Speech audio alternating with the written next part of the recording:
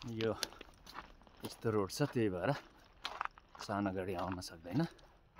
त्यही भएर थोरै हामी टिफरमा जाऊ भन्दै थियो बोसले, नै म पैदलै जान्छु भनेर। अब कतिखेर आउँछ, लगभग 1 घन्टा लाग्छ पत्थर लोड गरेर आएर आउनलाई।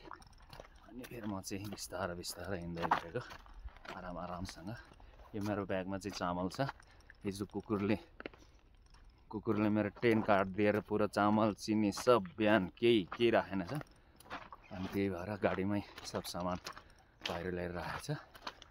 त्यही भएर फेरि अहिले जति खाने त्यति मात्रै सामानहरू उठाएर आएको छु। अरू सामान गाडीमै रहन्छ। अब यहाँ 10-12 दिनको हाम्रो काम हुन्छ।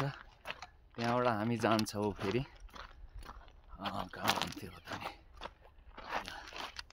त्यस्तै काम हुन्छ। अब 10 बजी चाय बिस्कुट दिनुपर्छ, 1 बजी खाना, अनि 4:30 बजी चाय।